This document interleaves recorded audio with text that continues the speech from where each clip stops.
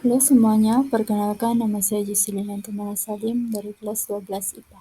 Di sini saya akan menjelaskan materi kelas 12 yaitu bab 6 tentang kritik dan esai. Menurut Sutopo tahun 2011, kritik merupakan analisis secara langsung dengan mempertimbangkan baik buruknya suatu karya, penerangan, dan penghakiman karya. Sedangkan esai adalah suatu tulisan yang menggambarkan opini penulis tentang subjek tertentu yang coba dinilai. Membandingkan kritik sastra dan esai. Kritik sastra dan esai memiliki perbedaan dalam hal tujuan, pendekatan, dan gaya penulisan. Berikut adalah perbandingan antara kritik sastra dan esai. Yang pertama, tujuan. Kritik sastra biasanya ditulis untuk mengevaluasi, menganalisis, dan menginterpretasi karya sastra tertentu, serta memberikan pandangan kritis terhadap aspek-aspek karya tersebut. Tujuannya adalah untuk memahami dan menggali makna dalam karya sastra, serta memberikan penilaian dan komentar terhadap kualitas karya tersebut. Sementara itu, esai bisa memiliki berbagai tujuan, bisa untuk memberikan informasi, mempengaruhi opini pembaca, menggali topik tertentu, dan membahas isu-isu sosial, politik, atau budaya. Yang kedua, pendekatan. Kritik sastra cenderung menggunakan pendekatan yang lebih analitis dan kritis dalam menganalisis karya tersebut.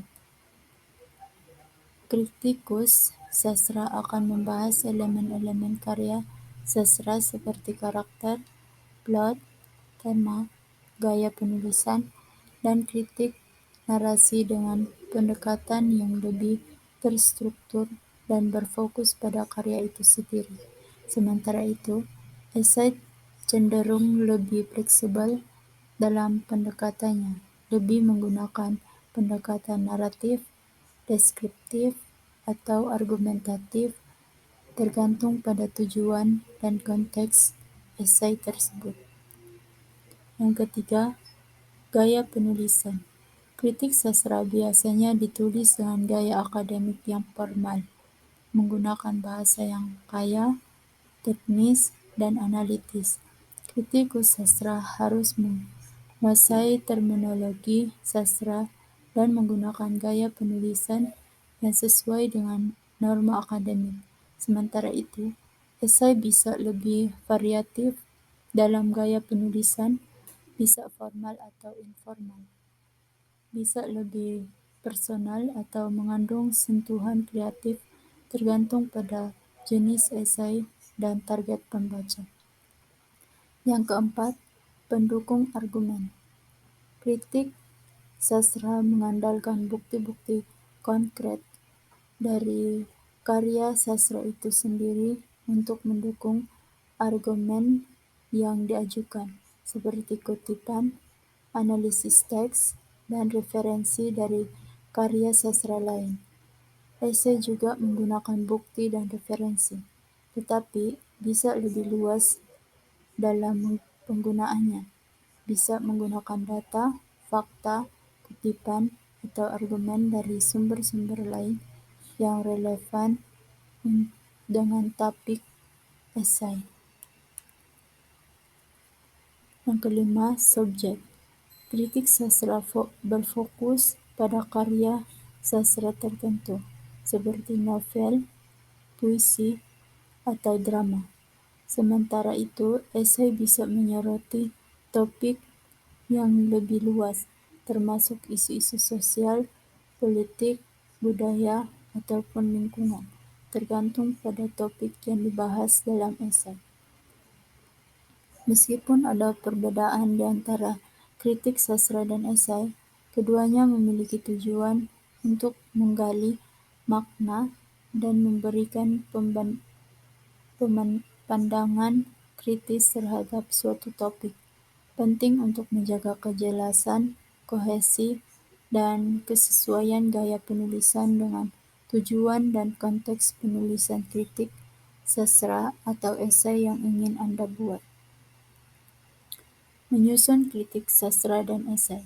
Menyusun kritik sastra dan esai memerlukan pemahaman yang baik tentang karya sastra yang akan dikritik serta kemampuan untuk menyusun argumen yang koheren dan terorganisir. Berikut adalah langkah-langkah umum untuk menyusun kritik sastra dan esai. Yang pertama, pembukaan atau pendahuluan. Mulailah esai Anda dengan pengantar yang menarik, bisa berupa kutipan dari karya sastra yang akan dikritik, atau pernyataan yang menggugah minat pembaca. Yang kedua, analisis karya sastra. Berikan analisis mendalam tentang karya sastra yang akan dikritik. Bicarakan tentang karakter, plot, tema, gaya penulisan, serta teknik narasi yang digunakan oleh penulis. Gunakan bukti-bukti konkret dari karya sastra untuk mendukung argumen Anda. Yang ketiga, evaluasi karya sastra. Dari penilaian pribadi Anda tentang karya sastra tersebut, jelaskan apa yang menurut Anda baik atau buruk dari karya tersebut, serta alasan mengapa Anda memilih pandangan tersebut. Berikan argumen yang kuat dan berdasarkan pemahaman Anda sebagai pembaca. Yang keempat, konteks karya sastra. Bahasa konteks karya sastra dalam esai Anda.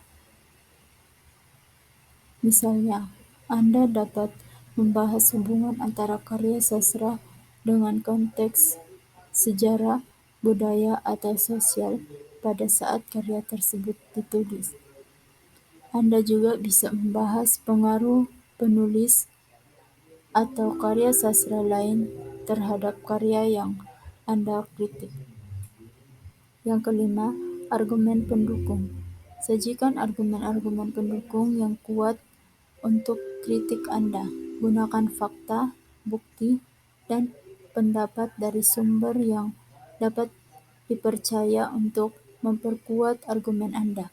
Hindari penggunaan argumen yang bersifat subjektif tanpa dukungan yang cukup. Yang keenam, kritik dan saran. Berikan kritik konstruktif terhadap karya sastra yang Anda kritik. Jelaskan secara jelas apa yang menurut Anda perlu diperbaiki atau apa yang kurang dalam karya tersebut. Tawarkan saran yang konstruktif untuk meningkatkan kualitas karya sastra tersebut, atau memberikan pandangan alternatif yang mungkin bisa diambil oleh penulis.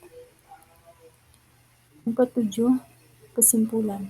Ringkas dan rangkumkan kritik Anda dalam bagian kesimpulan. Jangan lupa untuk menegaskan pandangan Anda secara singkat dan kuat, serta memberikan penilaian akhir Anda terhadap karya sastra yang Anda kritik. Yang kedelapan, daftar pustaka. Sertakan daftar pustaka atau referensi yang Anda gunakan dalam esai Anda. Pastikan untuk mengikuti format penulisan referensi yang sesuai, seperti apa, atau format yang telah ditentukan oleh lembaga atau penerbit yang meminta kritik sastra atau esai Anda. Yang kesembilan, revisi. Terakhir, periksa dan revisi.